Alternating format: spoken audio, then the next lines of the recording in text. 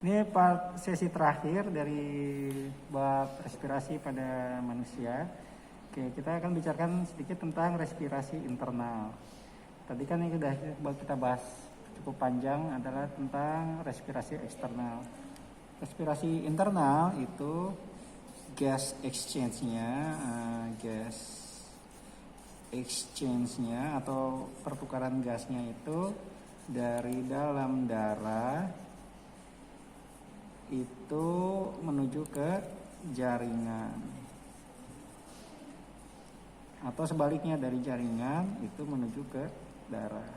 Ini yang kita sebut respirasi internal. Oke, ini ada sedikit ilustrasinya. Misalkan ini adalah alveolus ya. Alveolus. Di sini jaringan ya. Jaringan atau kumpulan sel ya. Jaringan pada manusia. Oke, ini adalah ilustrasinya sel darah merah. Di dalam sel darah merah, dia itu ada Hb ini hemoglobin. Hemoglobin ini yang mengikat oksigen. Gitu. Lalu ada yang kayak cacing ini ya, nempel. Ini adalah rantai asam amino. Rantai asam amino di dalam sel darah merah gitu ya. Yang nggak keluar kayak gini sih, adanya di dalam gitu, di dalam sel darah merahnya gitu. Ini hanya ingin menunjukkan aja. Oke, pada saat darah dari jaringan, masih ingat kan tentang sistem peredaran darah? Ini kalau ada jantung, ini seluruh tubuh, ini paru-paru. Oke, darah dari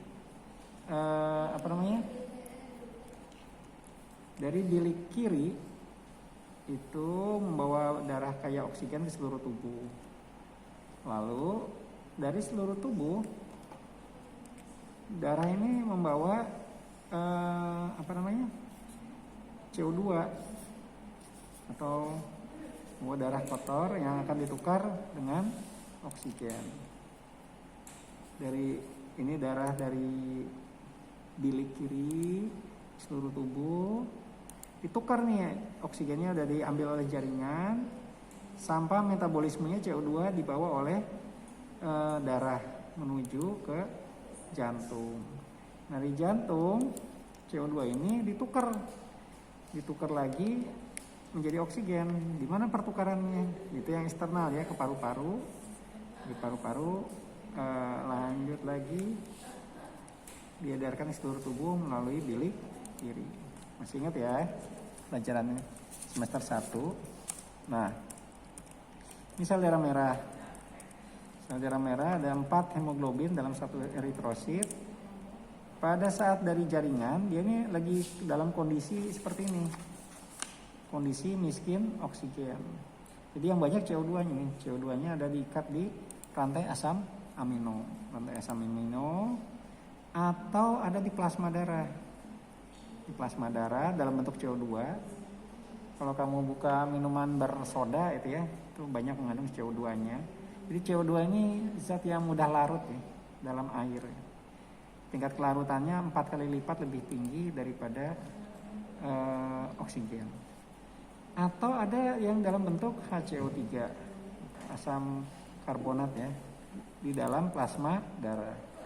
Jadi kalau kita recap, bentuk CO2 dalam darah itu ada 3 jenis. 1 dalam bentuk CO2 biasa, CO2 aja di plasma darah. Di plasma darah. Ini yang sedikit ya, sekitar 2-5%. Anggaplah 2% misalnya ya. Lalu yang kedua dalam bentuk yang CO2 terikat dengan rantai asam amino eritrosit. Jadi CO2-nya terikat oleh rantai asam amino eritrosit. Ini biasanya kita disebutnya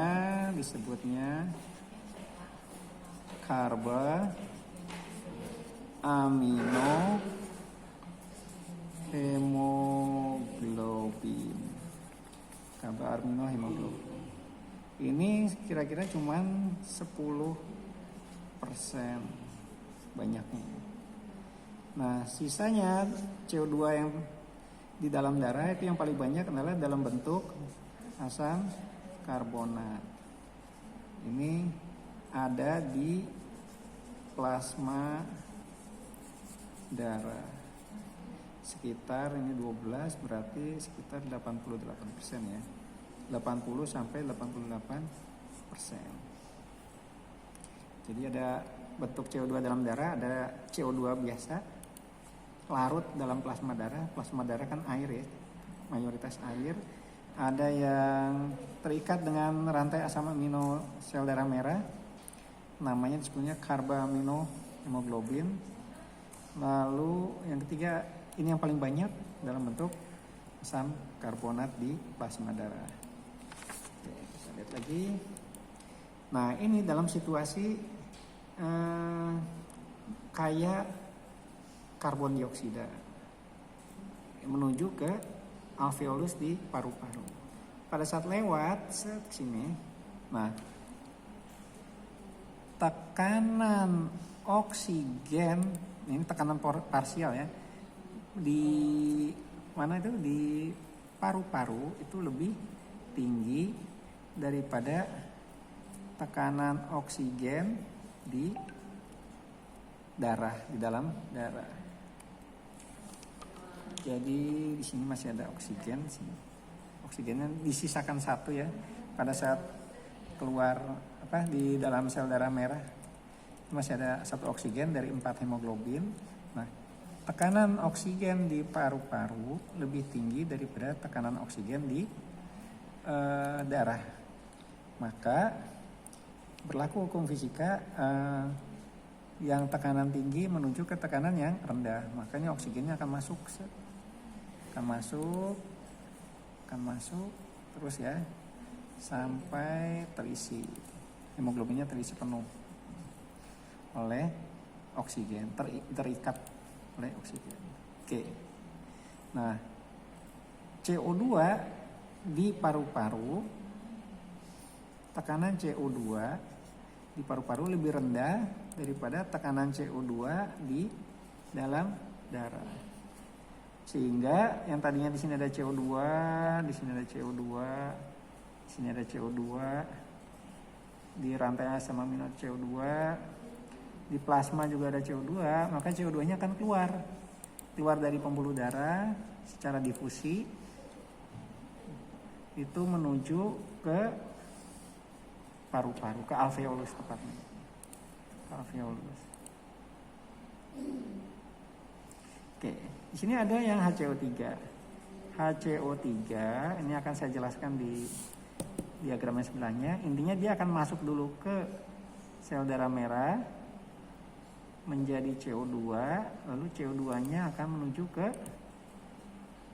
paru-paru juga. Akhirnya sampai dalam bentuk seperti ini kira-kira. Ini sel darah merah atau eritrosit, ini rantai asam aminonya. Hemoglobinnya sudah terisi oleh oksigen semuanya, hemoglobin, oksigen, hemoglobin, oksigen. Oke. Nah, ini darah di paru-paru, lalu darah berangkat menuju ke seluruh tubuh ya, ke jaringan. Anggaplah ini lagi ada di otot misalnya ya. Nah, otot pada saat bekerja dia menggunakan oksigen. Hasil metabolismenya atau sampah metabolismenya adalah CO2. Dia menghasilkan CO2 banyak nih. CO2. Nah, di sini kebalikan dengan posisi yang di alveolus. Tekanan oksigen di jaringan itu rendah, sedangkan ini kan oksigennya banyak nih. tekanan oksigen pada darah itu tinggi, maka oksigen yang ada ini akan dilepas karena tekanan yang tinggi menuju ke tekanan yang rendah, akan dilepas. Tapi ingat, tidak semua dilepas, akhirnya ada disisakan satu setiap sel darah. Oke, setelah oksigen dilepas sampai tekanan di jaringan dan di dalam darah tekanannya sama. Nah, tekanan CO2 di jaringan dengan tekanan CO2 di dalam darah itu di jaringan lebih tinggi daripada di darah. Maka CO2 yang dihasilkan oleh jaringan akan menuju ke dalam darah. Nasibnya CO2 dalam darah itu ada 3 ya, seperti ini yang sudah saya sebutkan di awal. Ada di plasma, terikat rantai asam amino atau diikat oleh hemoglobin lah ya, dengan sel darah merah, maaf. Ada yang di plasma darah tapi dalam bentuk asam karbonat. Nah, jadi yang pertama dia berikatan dengan rantai asam amino pada sel darah merah yang kita sebut karboaminohemoglobin. Nah, ini kalau berikatan dengan karbon dioksida kan disebutnya karboaminohemoglobin. Kalau oksigen yang berikatan dengan sel darah merahnya ini disebutnya oksihemoglobin ya, kelewat tadi ya. Oksihemoglobin kalau yang ini. Oke. Nah, CO2 ada yang berikatan dengan eritrosit, ada yang larut di plasma darah. Ini plasma darah ini ya. Plasma darah, bagian cair dari darah. Lalu ada yang masuk ke dalam eritrosit. Kira-kira seperti ini. Saya gambarkan. Kalau ini sel darah merah, eritrosit, CO2-nya masuk ke dalam eritrosit, lalu berikatan dengan air, dia akan membentuk asam bikarbonat H2CO3. Ini dengan bantuan enzim anhidrase.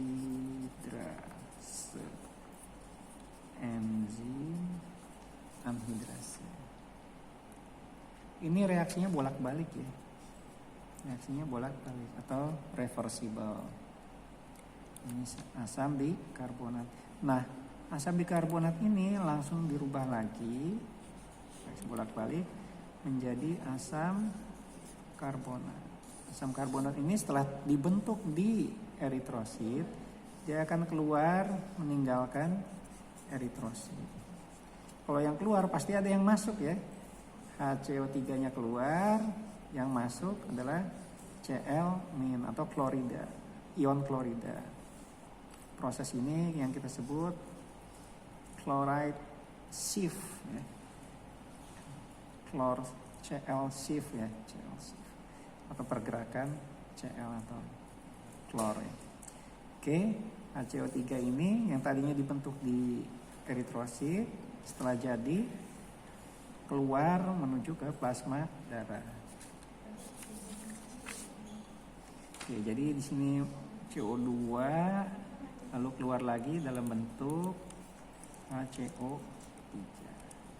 Dan siklus pun berulang. Setelah ini seperti ini, sel darah merah lanjut lagi menuju ke alveolus.